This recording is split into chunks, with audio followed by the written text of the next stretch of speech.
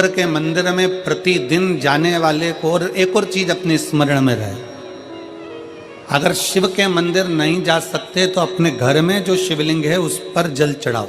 और यदि आप अपने शंकर के घर में शिवलिंग पर भी जल नहीं चढ़ा पा रहे हो तो किसी बेलपत्री का वृक्ष हो, उस वृक्ष के नीचे भी जल चढ़ाओ। और कभी मौका मिल जाए, कभी भगवान शंकर की बड़ी करुणा हो जाए, भगवान शंकर की बड़ी उदारता हो जाए, भगवान शंकर की बड़ी कृपा हो जाए, बड़ी कृपा हो जाए, भगवान शंकर जिस दिन तुम्हारे ऊपर बड़ी कृपा कर दे, किसी सोमवार को 3 नियम बना लो। जिस दिन मेरा भोले बाबा तुम पर कृपा कर दे उस दिन सोमवार का एक नियम बनाओ कि महीने का एक सोमवार मुझे ऐसा करना है, 3 नियम धारण करना है महीने के सोमवार को। पहला, सवेरे जाकर शंकर भगवान को 1 लोटा जल चढ़ाना है। दूसरा, दोपहर के समय पर जाकर मुझे बेलपत्री के वृक्ष के नीचे एक चावल का दाना रखकर बेलपत्री की 7, 11, 21, 108, 51 जितनी परिक्रमा आप लगा सकते हो वो लगाना है। और तीसरा, बेलपत्री के वृक्ष के नीचे और शंकर के मंदिर के दरवाजे पर मुझे एक घी का दीपक लगाना है। बस ये 3 नियम जिसने महीने में एक बार ले लिया, समझ लो उसको पीछे हटने की जरूरत ही नहीं, वो आगे ही बढ़े। महीने के किसी एक सोमवार का ऐसा नियम बना लो कि मुझे 3 नियम धारण करना है महीने के किसी भी एक सोमवार को। हम ये नहीं कहेंगे कि तुम सोमवार 5 पढ़ रहे हैं तो 5 को करो, 4 पढ़ रहे हैं तो 4 को करो, 3 पढ़ रहे हैं तो 3 को करो। तुम तो महीने का एक सोमवार का नियम बना। और मेरी जीजियों से, मेरी बेटियों से जो विदेश में रह रही हैं, जो कहीं बाहर रह रही हैं, कहीं बड़े शहर में रह रही हैं, जो रोज मंदिर नहीं जा सकते, हर किसी महीने के एक सोमवार को भी ये नियम निर्धारण करते, तो उनसे कहेंगे कि 3 महीने में एक सोमवार का नियम बना लो। 3 महीने में नहीं बना सकते तो 6 महीने में एक सोमवार का नियम बना लो। और 6 महीने में नहीं बना सकते तो 1 साल में एक सोमवार का ऐसा नियम बना लो कि मैं साल का एक सोमवार ऐसा रहूंगी कि सुबह सोमवार के दिन मंदिर में जाकर जल चढ़ाऊंगी, दोपहर में जाकर बाबा को एक अक्षत का दाना रखकर, अक्षत का मतलब है कि बाबा मेरी दिनों दिन उन्नति करना। बेलपत्री के वृक्ष के नीचे जो अक्षत रखा जाता है वो उन्नति के लिए रखा जाता है। शंकर के शिवलिंग पर जो अक्षत रखा जाता है वो रोग मुक्ति के लिए रखा जाता है। अशोक सुंदरी पर जो अक्षत रखा जाता है वो संतान प्राप्ति के लिए रखा जाता है। षडानंद कार्तिकेय की ओर जो अक्षत रखा जाता है वह हमारे बच्चों की सुख समृद्धि के लिए रखा जाता है। विनायक की ओर, गणेश जी की ओर जो अक्षत रखा जाता है वह हमारे घर में कोई मंगल कार्य आ जाए उसके लिए रखा जाता है। और जो पीठिका होती है जिसपे शिवलिंग रखा होता है, पार्वती जी का हस्तकमल, उस पर अक्षत रखा जाता है तो नारी के अखंड सौभाग्य के लिए रखा जाता है। अक्षत रखने का भी तरीका है। एक चावल का दाना कहाँ रखा जाता है, क्यों रखा जाता है, कैसे रखा। अब कई लोग कहते हैं गुरुजी ये शिव महापुराण में आप ये नियम बताते हो, तरीका बताते हो। हम तो उनसे कहेंगे डॉक्टर के पास जाओगे तो डॉक्टर भी गोली लिखकर ये नहीं कह देगा कि ये सारी गोली एक साथ खा जा। डॉक्टर भी कहेगा ये गोली सुबह खाना है, ये गोली शाम को खाना है, ये गोली दोपहर में खाना, ये गोली भूखे रहकर खाना। बोलो सही है कि गलत है? ये रात्रि को खाना खाने के बाद खा लेना, ये खाना खाने के पहले, ये नाश्ते के पहले। और सुनो ये दवाई, ये वाली पीछे वाली जो दवाई लो ना इसको दूध से लेना, ये वाली जो दवाई लो ना इसको पानी से लेना। और सुनो ये डब्बी है इसको पानी में मिलाकर फिर पीना। दवाई लेने का भी तरीका है, उसी तरह शिव महापुराण में एक एक अक्षत का भी तरीका है और एक एक बेलपत्री का भी तरीका है। अब मान लो कई लोग कहते हैं गुरुजी आप ये तरीका बताते हो शिव पुराण के माध्यम से, कई लोगों के मन में संशय जागता है। तो अगर हम एक साथ चावल चढ़ा दे तो उसका क्या तरीका है? तो हमारा निवेदन है डॉक्टर जो दवाई ले एक ही बार में निपटा जाए, एक ही बार में खा ले। दवाई एक बार में पूरी खा गए असर नहीं करेगी, इसमें डॉक्टर का कोई दोष नहीं है। उसने तो बताया था ऐसे लेना ऐसे लेना। और तुमने मैं डॉक्टर साहब ने पूछा दवाई पूरी ली, शाम की दवाई भूल गई थी, सवेरे की दवाई भूल गई थी, ये दवाई भूल गई थी। डॉक्टर कहेगा हमने तो नियम बताया था, तुमने नहीं खाई तो असर कहाँ से करेगी? तुम असर कब करती है? जब हम पूजन के तरीके को जान जाएं, जब हम अर्चना के तरीके को जाएं। आप साल भर का एक सोमवार निकाल लो, 6 महीने का एक सोमवार निकाल लो, 3 महीने का एक सोमवार निकाल लो, महीने का एक सोमवार निकाल लो, अपने से दिल में बन जाए तो एक सोमवार ऐसा निकालो जिसके 3 नियम धारण हो। पहला, उसी सोमवार जिसको कर रहे हो उस दिन सुबह जल चढ़ाना। दूसरे, दोपहर के समय पर जाकर बेलपत्री के वृक्ष के नीचे एक चावल का दाना रखना और परिक्रमा बेलपत्र की जितनी तुमसे बन जाए, जितनी तुम्हारे शरीर की कैपेसिटी हो, जितना तुम्हारा शरीर चलते बन जाए। हम तो ये भी नहीं कहते कि तुम भूखे रहकर भगवान का भजन करो, हम कभी नहीं कहते। हम तो यहां तक कहते हैं, हमारे पुष्टि मार्ग में यहां तक कहा गया कि वल्लभ कुल की एकादशी करो, भले बकरी जैसे चरो पर एकादशी करो। हम तो यहां तक कहते हैं कि बहुत समय से कल मेरी एकादशी है, एकादशी है, एकादशी है, एकादशी है, पूरे घर को हिलाकर रख दिया, एकादशी है, एकादशी, एकादशी है। बहू टेंशन में, बेटा डिप्रेशन में, पति पपीता ला ला के, सेव फल ला ला के, मूंगफली का दाना ला ला के, काजू कतली ला ला के, सेव फल ला ला के, और सारा सामान साबूदाना और खिचड़ी और ना चिप्स ना जाने क्या क्या ला ला के, बेचारा पति एकादशी आती है वो नौमी से चिंता में पड़ जाता। हम तो ये भी नहीं कहते कि तुम व्रत बहुत भारी करो, तुम व्रत उपास भी बहुत बहुत टेंशन वाला करो, ना ना ना।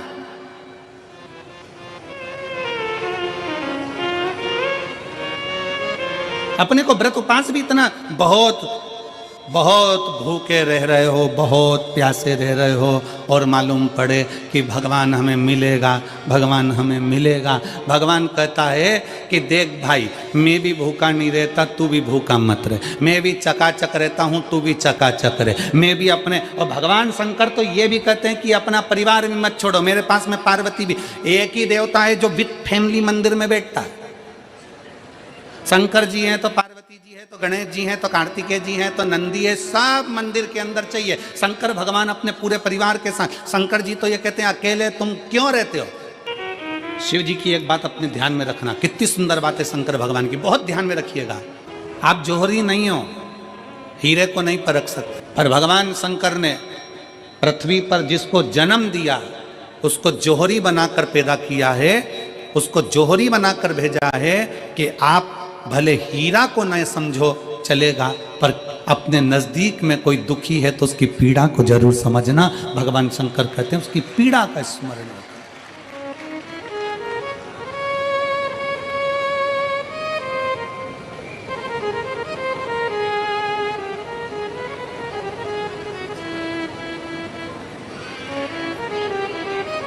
हीरा को समझो ना समझो, पर पीड़ा को जरूर समझिए, किसी के दर्द को जरूर समझिए, किसी के दुख को जरूर समझिए, किसी की तकलीफों को जरूर समझिए। पशुपतिनाथ का व्रत करते हो आप, 16 सोमवार का व्रत करते हो आप, संकट सोमवार का व्रत करते हो आप, शिवरात्रि का व्रत करते हो, सोमवार की अष्टमी का व्रत करते हो।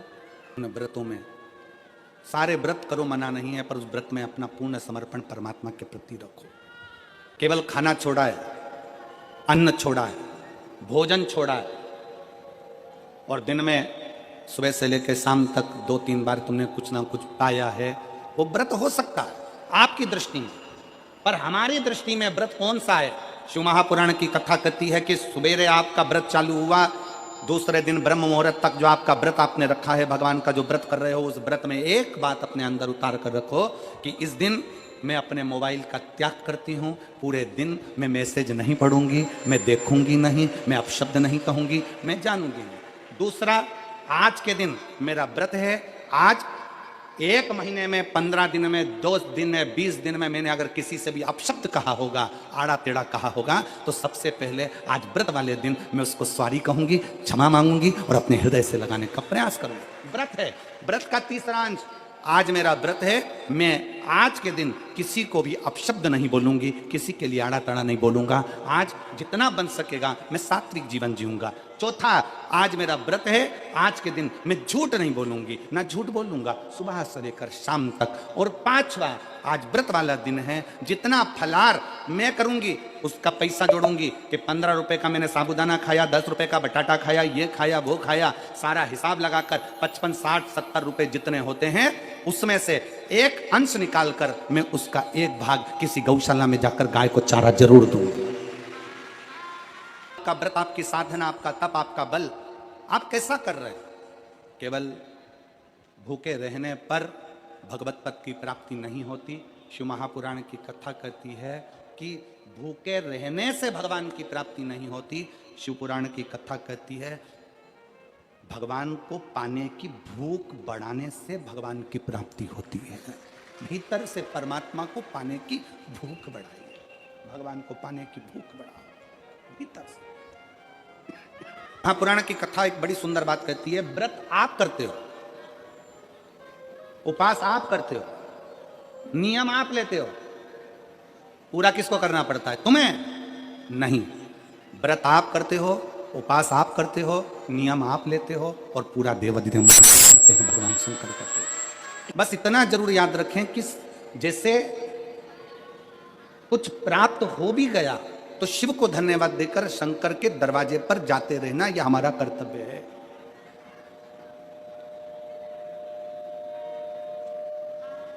एक बहन जी ने पत्र लिखा था कल। उस पत्र में बहन जी ने लिखा कि शिव महापुराण तप का मतलब क्या होता है? चलिए, उपास का मतलब बताओ। खाना छोड़ देना व्रत नहीं है,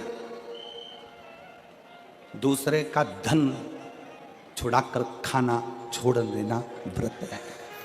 शिक्षा दे देना, किसी को चिकित्सा की जरूरत है उसकी चिकित्सा में थोड़ा सा धन लगा देना,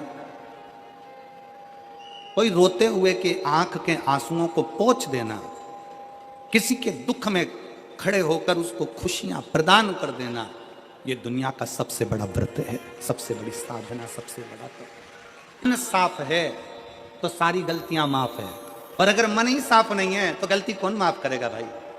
हम भी तो अपनी जिंदगी में एक नियम बना सकते हैं कि मैं श्री शिवाय नमस्तुभ्यम का जाप करूंगी।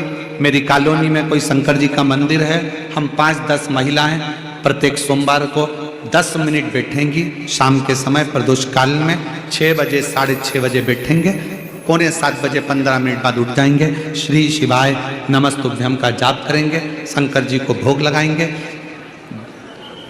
अगर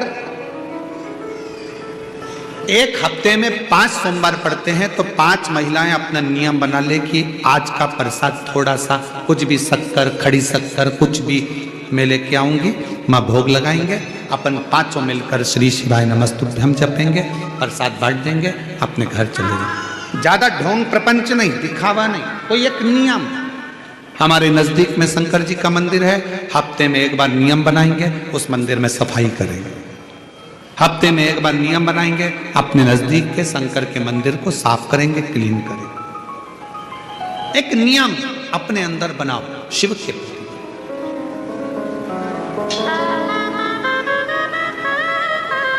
अपने भीतर जब हम नियम बना लेते हैं कि श्री शिवाय नमस्तुभ्यम जपना है, शिव को एक लोटा जल चढ़ाना है, शंकर की आराधना करना है, तो शिव हमारे लिए भी कोई ना कोई नियम जरूर बनाते हैं और हमारा कल्याण जरूर करते हैं। एक नियम बना, इस कथा को सुना, तुम्हारे पति को फल प्राप्त हो। कलिकाल में संसार में जो शिव महापुराण की कथा को सुनता है, श्रवण करता है, करवाता है, बांटता है, सुनता है, वो जितने जीव इस कथा को श्रवण करने आते हैं, केवल उनका ही नहीं, उनकी 71 पीढ़ी का कल्याण शिव पुराण की कथा कर। लंबी बाती का प्रमाण अलग होता है। लंबी बाती क्यों लगाई जाती है? भगवान के मंदिर में दीप में, देवियों की पूजन में, लक्ष्मी की वृद्धि के लिए। कौन से देवता के यहाँ लंबी बत्ती लगती है और कौन से देवता के यहाँ गोल बत्ती लगती है, उसका भी प्रमाण बनना। किसी देवी की पूजन करो तो लंबी बत्ती आती है, कुल देवता की पूजन करो तो लंबी बत्ती आती है, किसी मंदिर में किसी देवता को लगाने जाओ तो गोल बत्ती लगती है, उसका भी प्रमाण है। लंबी बत्ती जहां लगाई है, अगर लक्ष्मी के सामने लगाई है तो लक्ष्मी की लंबाई बढ़ती है, लक्ष्मी की वृद्धि बढ़ती है। अगर कुल देवता के नाम की लगाई है तो वंश की वृद्धि होती है। इसलिए हमारे यहाँ अमावस्या पूनम को जो पाटे माटे भराते हैं उसमें गोल बत्ती नहीं लंबी लगाई जाती है, जिससे हमारा वंश बढ़े। नवरात्रि में देवी जी की जो बाती लगाई जाती है वो लंबी लगाई जाती है, गोल नहीं। क्यों? क्योंकि जिससे माँ हम पर कृपा बना कर रखे, हमारा वंश खूब बढ़े, हमारे यहाँ लक्ष्मी की वृद्धि हो। स्थिर बाती, गोल बाती लगाई जाती है ब्रह्मा के मंदिर में, इंद्र के मंदिर में, देवता के मंदिर में। तुलसी के सम्मुख में लंबी बाती नहीं लगती, तुलसी के सम्मुख में गोल बाती लगाई जाती है महाराज, जिससे स्थिरता का भाव केंद्रित हो। स्थिरता का भाव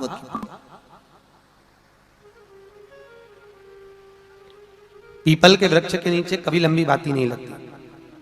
बड़ के पेड़ के नीचे कभी लंबी बाती नहीं लगती, आंवले के पेड़ के नीचे कभी गोल बाती नहीं लगती, आंवले के वृक्ष के नीचे लंबी बाती लगना चाहिए। धन की वृद्धि, सुख समृद्धि। तुलसी के पौधे के नीचे लंबी नहीं लगती, गोल बाती लगती।